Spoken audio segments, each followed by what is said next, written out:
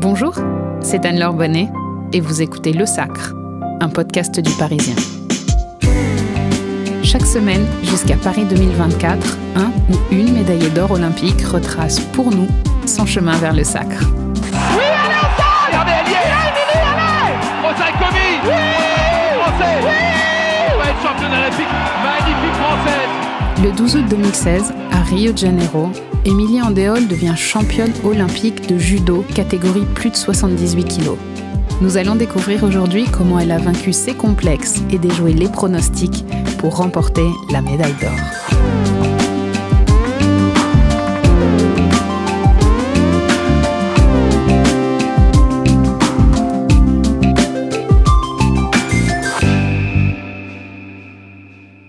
Émilie Andéol, bonjour. Bonjour. Elle est rangée où, votre médaille d'or ? Elle est tout simplement gardée dans un lieu secret où de temps en temps je la ressors pour me remémorer cette magnifique journée. Vous la regardez souvent alors ? Ça m'arrive effectivement de la ressortir, de la regarder et ça me fait toujours autant plaisir. Vous êtes née à Bordeaux le 30 octobre 1987. Vous avez grandi dans la région bordelaise, plus précisément à Marcheprime. Racontez-nous un petit peu Marcheprime. Marcheprime, petite ville, 4000 habitants. Mais oui, ville paisible avec mes parents, mes deux frères, que j'affectionne, le bassin d'Arcachon, l'air pur, la mer, les huîtres. C'est chez vous, quoi. Oui. Mais comment on fait pour grandir dans une petite ville du sud-ouest quand on a deux parents originaires de la Martinique ? C'est pas tous les jours simple. Franchement, j'ai vécu une enfance très heureuse accompagnée de mes parents. On est très vite, on sait qu'on est les seuls Antillais au sein de Marcheprime parce que à l'époque, quand moi j'ai grandi, maintenant ce qui est complètement différent, mais il n'y avait pas beaucoup de représentation noire au sein de la ville. Donc c'est vrai que on savait qui était notre famille. Est-ce que vous avez été, victime du regard des autres ? Ou en tout cas, le regard des autres était pesant parfois ? C'est surtout à l'enfance, comme je dis, souvent quand on est enfant, on est sans filtre. Et donc, les mots peuvent blesser. Par exemple, moi, enfant, c'était à l'école maternelle, mais même au primaire. En plus, j'étais ronde, j'ai toujours été ronde. C'était, t'as mangé trop de chocolat, t'es tombé dans un pot de peinture, t'es sale. J'ai commencé à mal le vivre, sincèrement, moi, au moment de l'adolescence, où ça a été beaucoup plus dur, le lycée. Et j'étais très contente après de changer de lycée et d'aller à Lormont. Lormont qui fait partie de la métropole de Bordeaux. Et là, ça vous plaît ? Moi, oui, parce que je me suis dit, Lormont, zone prioritaire, plein de quartiers. plein de divers. Voilà la différence. Se retrouver au milieu de la diversité. Ouais, se retrouver au milieu de la diversité, ça fait plaisir. Vous êtes très active, petite. Pourquoi le judo ? Pourquoi le judo ? Ça, il faut demander à ma mère. En fait, oui, c'est ma mère, sincèrement, qui m'a inscrite au judo. En fait, on avait un deal. À l'âge de 5 ans, moi, je voulais faire de la danse. Et ma mère m'a dit, non, moi, j'aimerais bien que tu fasses un sport de combat pour que, en plus, j'avais 2 grands frères, pour en même temps, tu puisses t'exprimer, en gros, sache me défendre, on va dire. Ça a été toujours notre politique, notre mantra un peu que ma mère nous avait véhiculé en tant qu'enfant. Le fait que vous soyez noir, on va vous en demander d'en faire 2 fois plus. Donc, il faut toujours se battre. Donc, noir et femme, 4 fois plus. Ouais, et voilà, noir, femme, 4 fois plus. C'est tout à fait ça. Donc, du coup, je pense qu'elle avait dans sa tête, le combat. Et en fait, pour elle, c'était logique que je fasse du judo. Moi, j'étais pas forcément attirée par ce sport-là. Et on a fait un deal. Ok, tu fais de la danse, mais tu fais aussi du judo. Et c'est comme ça que j'ai commencé, sachant que personne dans ma famille faisait du judo. Vraiment personne. Votre première coupe en judo, vous la remportez face à des garçons. Oui, celle qui m'a vraiment le plus marqué, c'est celle-là. Comme j'ai dit, étant enfant, j'étais ronde. Moi, j'ai accroché au judo parce que je pouvais autant faire avec les filles, les garçons, les maigres, les légers, les gros et tout. On faisait tous ensemble, il n'y avait aucune différence.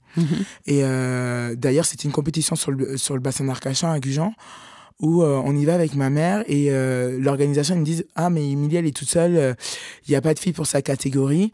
Est-ce que vous êtes venus, est-ce que ça vous dit qu'elle fasse avec les garçons ?» Et ma mère a dit « Bon, on n'est pas venu pour rien. » Moi, j'ai dit « Bon, on n'est pas obligé. » Moi, je regarde ma mère, je dis « Non, j'ai pas forcément envie. » Après, elle me dit « On n'est pas venu pour rien. Allez, vas-y, go. » L'idée, c'est de faire des combats. Et en fait, c'était génial parce que j'ai gagné ma compétition. J'étais grave contente. J'ai gagné ma compétition et d'ailleurs, j'ai toujours la coupe. Hein. Encore la dernière fois, quand je suis allée chez mes parents, il y avait toutes mes médailles encore dans ma coupe. Donc, je me suis remémoré ça et je me suis dit, ouais, étant enfant déjà, c'était pas mal quand même. Vous parlez de votre maman. Votre maman, elle donnait tout pour que vous puissiez aller sur les compétitions. Ça a été beaucoup de sacrifices de la part de vos parents de vous accompagner, enfant. Oui, beaucoup ma mère. Parce que mon père, il était plutôt avec mes frères sur les accompagner sur la partie foot. Et moi, c'est ma mère qui m'accompagnait. Il faut savoir que ma mère, elle était auxiliaire puéricultrice, donc elle travaillait de nuit. Et en fait, elle s'est toujours battue. Quand il y avait une compète, même si elle travaillait de nuit, en fait, c'était simple. Elle sortait du travail, 6h, 7h du matin. Et en fait, elle venait me récupérer et on allait en compétition. Par exemple, ma mère, quand elle m'a amené en compétition, elle dormait dans les tribunes. Et dès que je combattais, elle se réveillait. Allez ma fille, allez. Oh la maman guerrière. Voilà, en fait, ça a toujours, sincèrement, ça a toujours été ça. Et après, effectivement, même financièrement, elle se plaignait pas. Bon, au final, en grandissant, on comprend que oui, elle fait des vrais sacrifices et qu'elle s'est endettée pour ça, pour que moi, je puisse réussir dans le judo, tout simplement. Adolescente, le judo, en fait, c'est presque une activité pour être avec les copines. Plus qu'un sport. Ah mais complètement. Moi, sincèrement, c'était ça le judo. Hein. C'était vraiment pour être avec mes amis, mes copines. À aucun moment, je me suis dit, étant jeune, que j'allais faire du sport de haut niveau. Hein.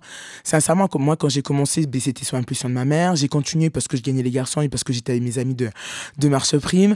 Après, effectivement, mon entraîneur Bertrand me disait, t'as un potentiel. Il me faisait combattre avec les garçons et tout ça à chaque fois aux entraînements.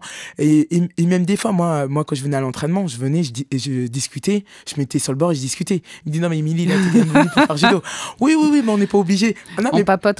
Voilà, mais c'était tout à fait ça. Moi, il y avait vraiment aucune envie enfant de faire du sport de haut niveau. Parce que quand vous parlez de vos copines, est-ce que ce groupe, c'est pas aussi pour vous le moyen de gérer votre timidité ? Ah si, moi j'étais très réservé, hein. D'ailleurs je suis toujours, même si là je peux parler beaucoup, mais non, je suis quelqu'un de très réservé, très timide. Moi j'avais mon cocon, donc j'avais mes amis du judo, ma team judo sur le bassin, sur la Gironde, et d'ailleurs c'est venu d'elle qui m'ont dit, mais tu sais Émilie, l'année prochaine il y a une classe départementale qui s'ouvre sur Lormont et tout ça. Nous on y va, pourquoi pas à l'ego. Ah oui, Lormont en fait c'était la diversité, mais c'était aussi pour suivre les copines. Mais tout à fait, c'était tout à fait ça, parce que franchement on me l'aurait pas dit, j'aurais pas fait le pas. Et en fait tout simplement ça a commencé comme ça. Et la petite anecdote, quand je suis rentré, parce que le pôle, c'était l'entraîneur du pôle France de l'époque qui nous avait accueillis, il nous avait dit, là vous êtes 18, sur les 18 il y en a un qui arrive à monter à Paris à l'INSEP. Et on s'est tous regardés en mode « Ah, ok, d'accord, bon. » Super, voilà. Bon, les encouragements, c'est fait. Voilà. Et moi, sur le coup, quand il a dit ça, je me suis dit « Oui, bon. » Ouais, c'est pas grave. C'est pas grave. Et pourtant, vous vous retrouvez à l'INSEP.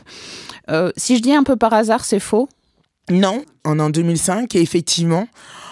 C'est comme je dis, hein, même quand j'étais à Lormont, j'avais pas forcément ce rêve-là de rentrer à l'INSEP, mais effectivement oui, je me suis mise au travail et les résultats ont commencé à marcher dès le début d'année et on m'a sorti sur un stage de Noël à l'INSEP. Donc, d'ailleurs, c'est la première fois que j'allais à l'INSEP. L'INSEP, je rappelle, c'est l'Institut national du sport, de l'expertise et de la performance. En fait, c'est la fabrique des champions français. C'est ça, c'est là où il y a les meilleurs et les meilleurs judokas. Et du coup, on me sort là. Et à ce stage-là, j'étais très combative. Du coup, j'ai tapé dans l'œil des entraîneurs nationaux juniors. Et voilà, après, c'est ma manière de combattre aussi. C'est que je peux tomber. Mais par contre, je vais me relever et je vais me bastonner. Je vais pas lâcher l'affaire. Oh, quelle belle définition de qui vous êtes, ça. Je peux tomber, mais je sais me relever. Voilà, c'est tout à fait ça. Moi, c'est ce qui me définit, qui m'a défini tout mon parcours. C'est que malgré les défaites, et ben, à chaque fois, je me relevais. Même si je prenais plus de temps que les autres, et ben, j'allais finir par y arriver. Et effectivement, à la fin de la saison, je fais podium au championnat de France. Et c'est mon entraîneur, du coup, de Lormont, de ma classe départementale, qui est venu me voir et qui m'a dit « Émilie, du coup, tu as été sélectionnée pour rentrer à l'INSEP. » Et j'ai dit « On est obligé ?» Et là, il m'a dit oui. Et il m'a dit « Oui, ça se refuse pas. C'est une chance folle que tu as. Vas-y. » Et mon entraîneur, même ma mère m'a dit, si au bout d'un an, tu veux plus, on rentre. Hein. T'inquiète pas, la maison est toujours là. Justement, s'éloigner de ses parents à 17 ans, c'est pas un peu difficile ? C'est compliqué. Sincèrement, ça a été très compliqué pour moi. En plus, je m'en souviens, cet été-là, mes parents, ils étaient partis en Martinique parce que c'était prévu. C'était prévu comme ça. Et pas vous. Et du coup, moi, non. C'était la première fois que... Ouais, oui, alors que je devais partir. Et je m'en souviens. Quand ils sont partis, j'ai fait la fière. À peine ils étaient partis, j'étais en larmes. Et j'étais malade toute la journée. Il m'a fallu vraiment du temps à m'en remettre. Je pense que mon corps, physiquement, ça a été compliqué. Mais après, on l'a fait. Mon frère, il m'a suivi. Il a été avec moi tout l'été. Et après, c'est lui qui m'a accompagné à l'INSEP, qui m'a dit « T'inquiète pas, ça va bien se passer. Je reste avec toi, je t'amène tes affaires dans la chambre et tout ça. » Et après, il m'a dit « au revoir, du coup. » Et ouais, ça a été un déchirement. Et après, une fois qu'on est dans le tourbillon de l'INSEP, on y go, quoi. La première année, c'est compliqué. La deuxième année, ça va mieux. Là, c'est vraiment le haut niveau du haut niveau. C'est tout à fait ça. Hein. C'est très dur. Il faut s'y faire parce qu'on a cours en même temps. Après, c'est super bien adapté. Hein. Et franchement, pour ça, c'est vraiment génial, l'INSEP. C'est qu'on a cours le matin, après-midi, 2 heures. Et après, on enchaîne en suivant avec le judo, nos sports. Et ouais, la première année, c'est compliqué à tenir. Et en plus, on a les cours. Et pour ma mère, elle m'a toujours dit, hein, moi, les cours, c'est pas négligeable. Donc, il faut que ça suive. Si ça suit pas, tu rentres. Et en plus, c'était l'année du bac. Elle m'a dit, si ça ne suit pas, tu rentres. Donc voilà, il fallait que je conjugue avec tout ça. Donc la première année, un peu compliquée. Et peu de temps après votre arrivée à l'INSEP, vous vivez une période difficile ? Oui, cette période-là, 2008-2009, ça a été une période très difficile pour moi. J'ai fait une énorme dépression. En même temps, j'ai découvert que j'avais des problèmes de thyroïde aussi, donc j'ai dû avoir une ablation de la thyroïde. Il s'est avéré que j'avais un cancer de la thyroïde. Bien sûr, hein, pendant la période, j'ai rien dit à personne. Hein. J'ai dû dire que j'ai eu un cancer de la thyroïde plusieurs années plus tard. Mais après ça, c'était moi, ma manière, je communiquais pas beaucoup. Pareil, la dépression, je communiquais pas. Donc tout le monde voyait que je faisais plus de performances, plus de résultats. Mais les gens ne savaient pas vraiment la cause. Moi, ils vous ont menacé de vous mettre dehors de l'INSEP. C'est tout à fait ça. Mais après, je ne peux pas leur en vouloir. Ils savent pas. Il n'y avait pas de résultat, oui. Voilà, il n'y a pas de résultat. Ils ne savent pas que moi, je suis dans un état aussi dépressif. Je n'endormais pas la nuit. Et la journée, je me levais, je faisais une façade de sourire et j'allais en cours à l'entraînement. J'avais perdu beaucoup de poids. Donc voilà, donc il a fallu un vrai travail de reconstruction aussi par la suite. Parce qu'à un moment donné, ça a été simple. Ma mère m'a dit, c'est simple. Soit tu te reprends en main, ou soit à un moment donné, il y a possibilité que je t'hospitalise pour ton bien, parce que là, c'est plus possible. Là, tu es en train de descendre, de descendre, t'enfoncer, et même avoir des pensées vraiment négatives et tout ça. Et ça devenait vraiment, commençait à être vital et tout ça. Donc voilà, elle a tiré la sonnette d'alarme. Après ça, moi, pendant plusieurs mois, je me suis fait suivre à l'extérieur par un psychologue pour justement remonter la pente. Et après cette période où... j'ai eu cette conversation avec les entraîneurs qui m'ont dit « Émilie, là, on a 2 doigts de te sortir de l'INSEP parce qu'en gros, tu as fait lui complète, lui premier tour. Donc là, c'est plus possible. » Moi, j'ai commencé à me dire « Émilie, t'es là pourquoi ? T'es à l'INSEP pourquoi ? Pour être là avec les filles et tout, sachant que c'est dur. » Là, autant être avec les copines à Bordeaux. Hein. Voilà, là, tu l'as vu, tu as passé plus d'1 an et demi super compliqué. Si c'est ça, rentre à la maison. Mais à un moment donné, même ma mère me disait, rentre à la maison.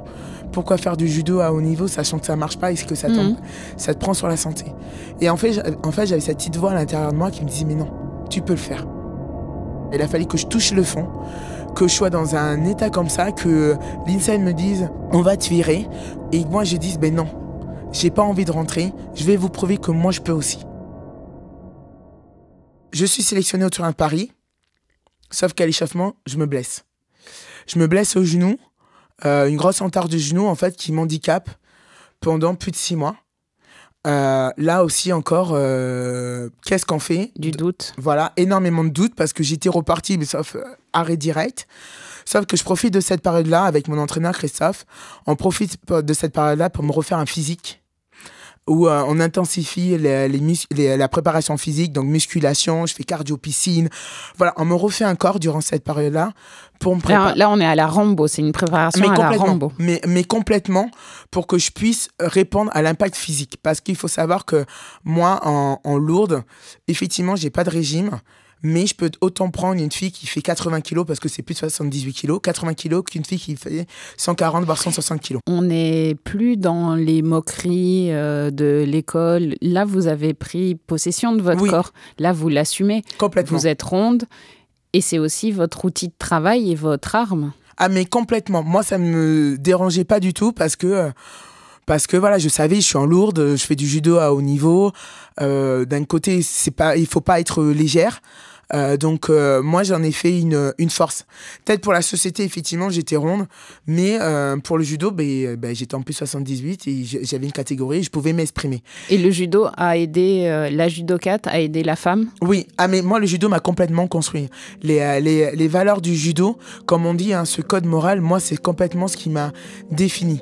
Et qui m'a suivi tout le long de ma carrière de haut niveau. Et donc, durant cette période-là, moi, j'ai travaillé ce côté physique et mentalement.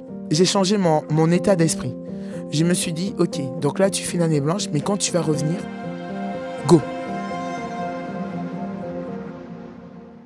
Donc, il y a eu les Universiades de 2011 à Shenzhen, en Chine.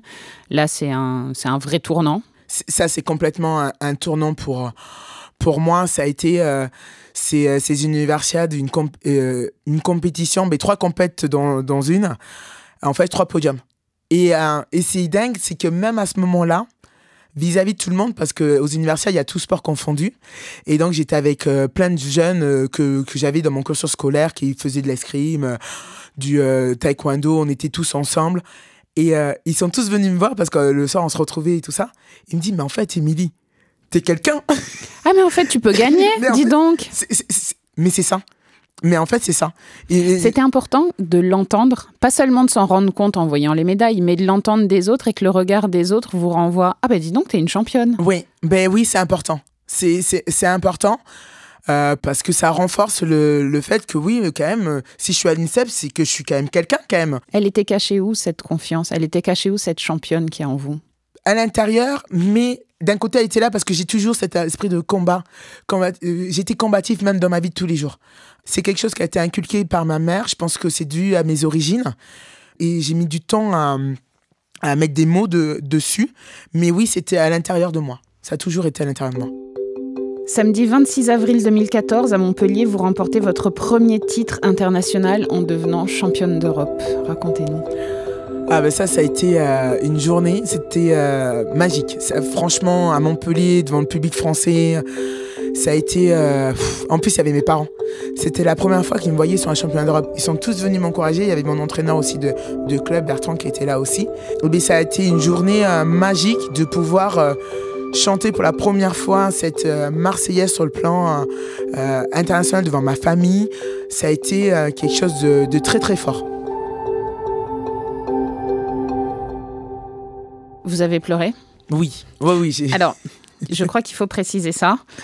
Vous pleurez beaucoup. Oui. Donc, vous êtes une émotive. Vous pleurez avant les compétitions, vous pleurez après les compétitions et vous pleurez pendant les compétitions. Oui. Ça, oui. Bon, là, en 2014, non, plus pendant, au moins. D'accord. Donc, mais c'était déjà arrivé. Oui, c'était déjà arrivé. Et d'ailleurs, c'était un deal avec mon entraîneur, Christophe, d'arrêter ça. On arrête de pleurer. On arrête de pleurer pendant les combats parce que c'est pas bien. Parce que des fois... J'essaie d'imaginer ce que ça peut représenter pour l'adversaire de vous voir pleurer. Elle doit prendre un ascendant, ça doit être inouï. En fait, c'est ce qu'il disait. Moi, je suis pas tout à fait, même encore avec le recul, d'accord avec lui parce que c'est pas vrai. Parce qu'il y a déjà des combats où j'ai pleuré même pendant et que je gagnais. Donc ça, je suis pas... Voilà. Oui, ça peut aussi déstabiliser l'adversaire. Hein. Oui. Et après, moi, c'était ma manière d'évacuer le stress. Mais voilà, on avait ce deal-là. Tu fais ce que tu veux avant, après, mais par contre pas pendant. Et c'est vrai que ça déstabilisait tout le monde. Personne comprenait. Et moi, c'était ma manière d'évacuer mon stress. C'était, voilà, il y a des gens qui vont crier. Il y a des gens qui vont parler énormément. Il y a des gens qui vont, se renfermer. Moi, ma manière d'évacuer mon stress, c'était de pleurer. Et ça m'a suivi toute ma carrière. Vraiment toute ma carrière. Donc, avant, les pleurs pour décharger le stress. Et après, les larmes de joie ou de défaite. Viennent ensuite les championnats du monde où vous remportez la médaille de bronze. Puis, il y a une période plus compliquée. Premier tour au championnat du monde en 2015, quart de finale des championnats d'Europe en 2016. Les doutes reviennent, le manque de confiance, les croyances limitantes qui commencent à plus en plus à s'inscrire dans le marbre. Alors que j'avais commencé à gommer ça, et bien là, ça se regrave bien comme il faut. Ça a été très compliqué, vraiment très très compliqué cette période-là. Et là, avec du coup, Totov... Votre entraîneur. Voilà, mon entraîneur, du coup. Il a ce choix stratégique de me dire, Emilie, on va faire un stage au Japon, juste tous les deux. Et ça, c'était la première fois que ça se faisait pour une fille. Et en fait, ce stage-là, franchement, a été bénéfique. Parce que j'ai retrouvé des sensations géniales. Ça a été vraiment génial. Les stages à l'ancienne, on faisait des 15 randonnées par entraînement 2 fois par jour. 15 randonnées, il faut expliquer. Voilà, 15 randonnées, c'est des grosses séquences où on fait, à un moment donné, on a une phase où on reste pendant 10 combats d'affilée sans faire de pause. D'accord. Et en fait, on les enchaîne. Et il y a plusieurs vagues comme ça. Ça, c'est à la mode japonaise. Et c'est quand on fait des gros entraînements comme ça. Et donc, j'ai fait ce stage-là. Par contre, c'est vrai que ce stage-là a été très bénéfique, mais aussi a engendré pas mal de fatigue. Vous arrivez à Rio, dans quel état d'esprit? Rio, c'est les Jeux Olympiques 2016. Est-ce que vous croyez en vous ou vous y allez parce que vous êtes qualifié? J'y vais parce que je crois en moi. Ça, c'était un truc où... Tout le monde croit en vous? Non. Il n'y a que moi qui crois en moi, mon entraîneur et ma famille. C'est dur, ça. Ouais. Ah non, mais c'est une réalité. Et pourtant, j'avais mes résultats, hein. Quand même, avant d'aller aux Jeux, hein, j'étais 2 fois championne d'Europe, médaille mondiale, numéro 4 mondial même, sur la ranking list. Voilà, j'étais derrière la cubaine, la chinoise, la japonaise, et il y avait moi. Mais même avec ça, les gens ne croyaient pas en moi. Voilà. Moi, je ne me formalisais pas avec ça. J'avais fait un peu le calcul dans ma tête. La cubaine, la chinoise, la japonaise, une place, soit la brésilienne, soit l'européenne, et l'européenne, il faut que ça soit moi. Donc, du coup, je m'étais dit, allez, t'es dans les 3, au pire du pire, 5, mais ça, c'est une contre-performance. Mais sinon, t'es sur le podium. Vendredi 12 août 2016, Carioca Arena de Rio de Janeiro, demi-finale. Clairement, vous n'êtes pas favorite face à la chinoise Yu Song, qui est championne du monde. Et vous créez la surprise. Vous créez la surprise aux yeux du monde, mais pas pour vous. Avec mon entraîneur, on s'est isolé. On s'est mis dans notre bulle. Il m'a dit, écoute Emilie, si tu perds là, si tu perds contre la chinoise, tout le monde dira c'est normal. Tu fais simple, t'es à ta place. Voilà. Moi, j'y crois. Je crois en toi. T'es largement capable. Mets-lui le doute. Plus tu vas lui mettre le doute, et plus c'est toi qui vas gagner. Donc, mets-lui le doute. Et en fait, quand je suis monté sur le tapis, ça a été ça. J'ai lâché les chevaux et j'ai dit, mets-lui le doute, réponds physiquement. Et là, elle a voulu partir sur un mouvement et en fait, elle vient dans mon dos. Et là, naturellement, tellement j'avais travaillé que c'était naturel, mon corps a réagi. Et en fait, naturellement, je suis partie dans le Ouchi, donc grand fauchage intérieur, pour la traduction. Et du coup, je l'ai fait tomber sur l'arrière. Et là, je regarde la table disant, il y a quelque chose.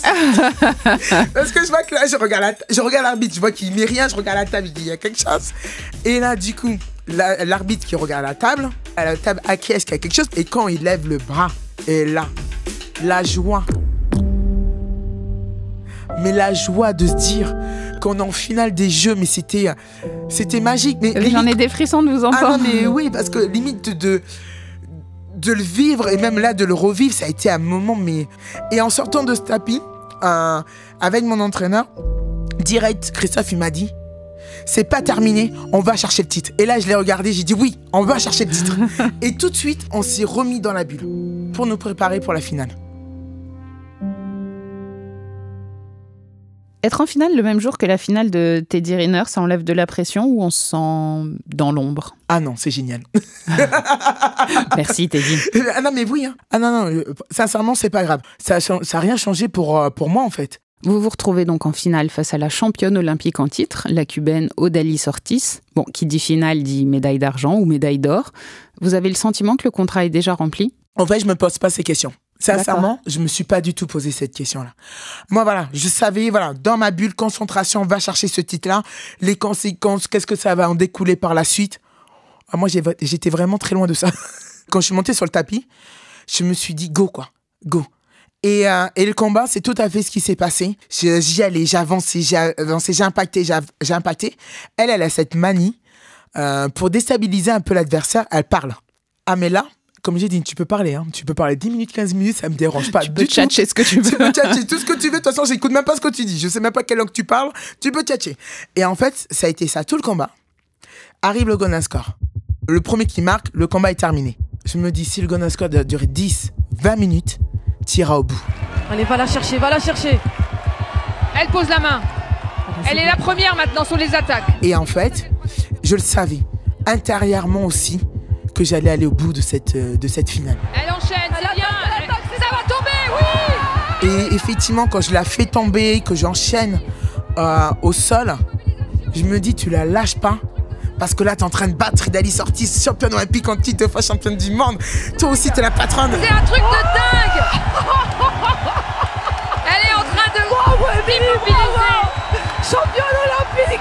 Elle va être championne olympique dans 5 secondes. J'avais complètement occulté à un moment donné où j'étais. Et j'étais vraiment sur l'état d'esprit en mode guerrière, c'est toi la winner. Qui aurait parié sur Émilie Andéol ce matin? À part nous. Émilie, c'est magnifique. La dernière médaille olympique française, c'était Christine Sicot en 1996. C'était il y a 20 ans. Et c'est vrai que quand je gagne, quand l'arbitre dit hippon, je me lève tout à fait naturellement. Voilà, je me lève, je salue, je reviens à ma place. Il a fallu que ça soit mon entraîneur qui voit que je réagissais pas plus que ça, qui me dise « Hé Émilie, t'es championne olympique ?» Et là je dis « Ah ouais, je suis championne olympique !» Et vous pleurez. Et là je pleure. Mais oui, parce que là je réalise oui. Voilà, je réalise vraiment ce que j'ai fait. Ce que j'ai fait ce 12 août, moi, Émilie Andéol, qui n'était pas du tout prédestinée à ça, qui n'avait pas de rêve de championne olympique étant jeune, qui s'est vraiment venue sur le tard, que voilà, à force de travailler et tout ça, mais qui avait cette combativité, cette rage en elle, et qui m'a amené à ce 12 août, à ce toit de l'Olympe, à devenir championne olympique, quoi. Et là, ouais, à partir de ce moment-là, oui, on m'a perdu.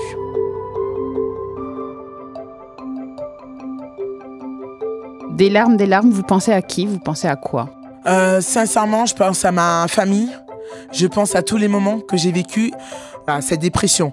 D'un côté, le constat thyroïde aussi que j'ai eu, mes blessures, les moqueries, les gens qui ne croyaient pas en moi, les bonnes partenaires d'entraînement, les sacrifices de mes parents. Et vous montez sur le podium. Et je monte sur le podium. Et là, vous chantez la Marseillaise. Ouais. Déjà ma plus belle Marseillaise, sincèrement. Et là, je lâche tout. Je lâche tout. Et sur le coup, après, je me dis, oh mince, t'as pleuré encore devant la télé. La France entière. Oui, parce que le je lâche tout, ça veut dire toutes les larmes de votre corps. J'ai tout lâché. Ouais, j'ai tout lâché. En fait, j'ai même pas calculé. C'est vraiment après, là, je me suis dit, t'as peut-être un peu trop lâché. Qu'est-ce que les gens vont encore dire de toi et tout. Et ça a été le après, quelque chose de magique vis-à-vis de ça. Ça a été, initialement, on venait pour Teddy. On est resté pour vous. Vous nous avez tellement fait vivre cette finale. On était tellement à fond avec vous que le podium, on a pleuré avec vous.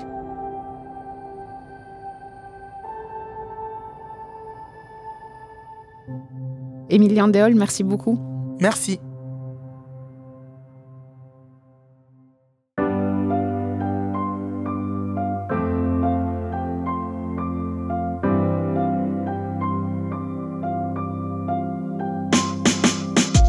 Vous venez d'écouter Le Sacre, le podcast Jeux Olympiques du Parisien. 24 épisodes jusqu'à Paris 2024, à retrouver sur toutes les plateformes. Cet épisode a été produit par Pierre-Loïs Thomas, Clara Garnier-Amouroux et Thibault Lambert. Il a été réalisé par Julien Moncouquiol. Si vous aimez Le Sacre, n'hésitez pas à vous abonner, nous laisser un commentaire ou des petites étoiles sur votre application audio préférée.